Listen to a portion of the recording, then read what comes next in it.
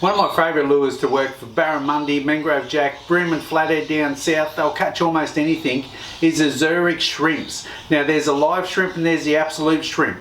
Look, they're a bit tricky to use, they don't always work, and there's only particular situations that I really like to use them in. So today I'm going to cover the absolute shrimp, the live shrimp, and tell you everything I've learned about them after using them for about 3 or 4 years, so check this out.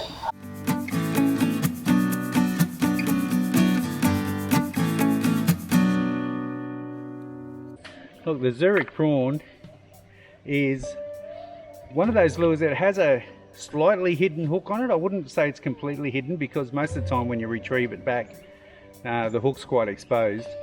But it just swims really well. It swims really flat. You do work it really slowly, so I use little tiny twitches and little tiny pauses on the and little pauses. And little pauses on the rod. So how I like to do it is just throw that lure in, let it sink a little bit, and then wind it just a little bit so it swims just a touch. Wind it just a little bit more so it swims a little bit more, and it sort of glides in the water when you pause. So you can pause it for a long time depending on how deep the water is, and they're fairly snag resistant too. So chuck them right into the snags and you do really well with them, as you can see. I'm just going to walk this prawn out of the little deep channel that snakes out of this little creek up here.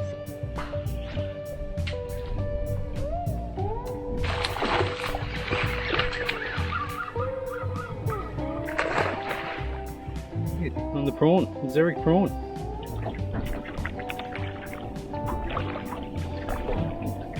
And I don't know how these things get in such shallow water, but aren't they a great fish?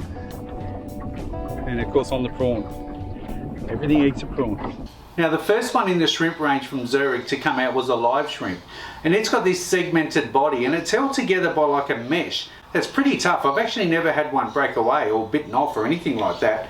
And they also had these, or have these glow in the dark eyes, which are really, really good. Even in muddy water or even in broad daylight, they really, really glow. And they also got a rattle chamber in them too. So there's a fair bit of thought gone into them, and they are relatively weedless, like I said before. And the one that came out a couple of years after the live shrimp was the absolute shrimp. He's been out for a couple of years now, and it's a lot different.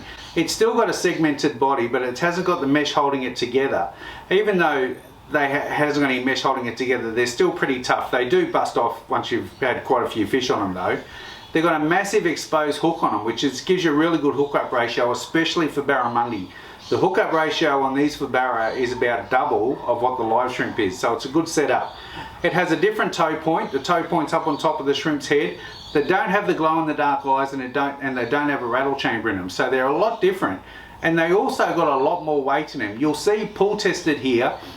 The live shrimp just floats around and is really quite natural, but the absolute shrimp, it sinks quite quickly, but it gets all those little legs and little antennae that's on there wiggling.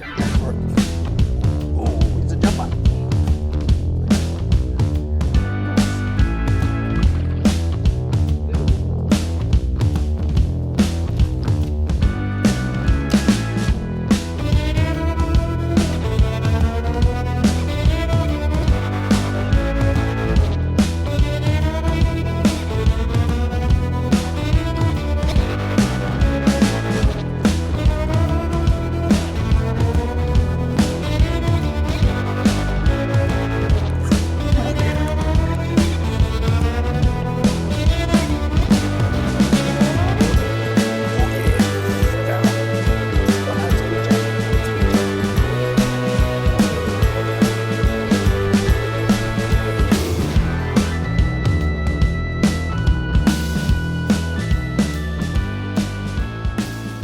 Up here on Cape York, there's a freshwater prawn called a chirpin, and a chirpin looks exactly like what they call the big tiger colour in the Zurich prawn.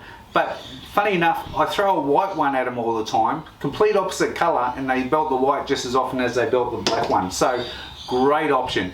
And the other situation I like to use them in is when I switch bait for barramundi, and that sounds weird, switch baiting for barramundi, but sometimes I throw a hard body lure in at a snag and barra are in there, and they might come out and have a bit of a look, and sometimes they roll on it, but they don't actually hit it.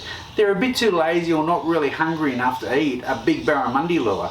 But I tell you what, I pick up my little spin rod that's sitting right next to me and I flick a little prawn in there and they'll come out and they'll bash it. So have a look at that video at the end of it, and it's a really good style of doing it. Now the best way to work them, now one way that I don't do a lot of, but I've tried a couple of times, but my mates do it all the time, and they roll them really slowly along the bottom.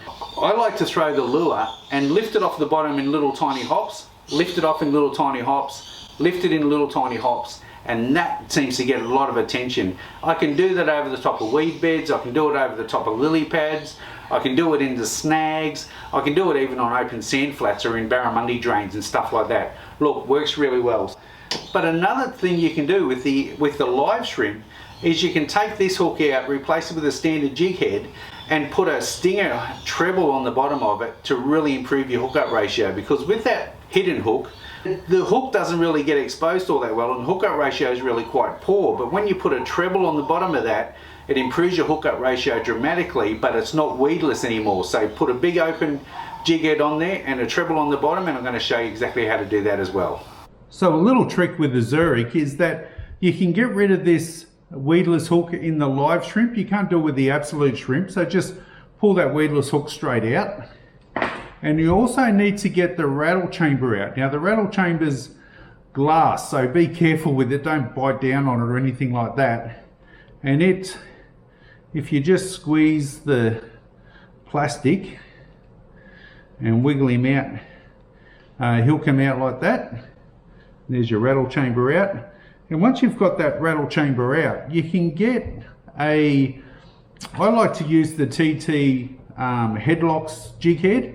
And this jig head is a size 7/0, so it's 6/0, sorry, and it's only a 1/4 ounce. Now you can use a 6/0 in a 1/2 ounce or even a 3/8 ounce or a 3/4 ounce, whatever you want to use.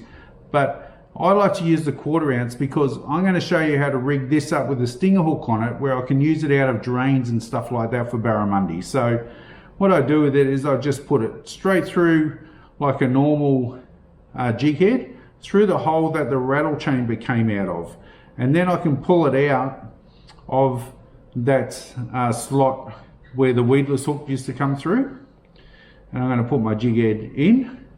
And what I'm going to do is, now this is a mustard, a quick latch attachment or something like that. I'll show it up on the screen now, and this is a size 1.2 I think, but I've got it up on the screen anyway, so whatever size I'm using, I've just got a heap of these downstairs that I picked up.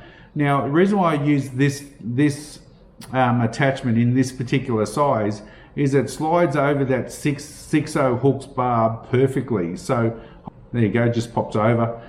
The other thing I need to do is turn it around, and that jig head comes out of the slot where that weedless hook used to go, and you can see my attachment is hanging off the bottom. So all I need to do now is attach a treble, and that's the easy bit because these things are really quite handy. They just clip on and clip off. You can see now what I've got is a stinger hook hanging off there, so as it flicks through the water, that stinger hook's going to swing around behind and not very many barra are going to be missed.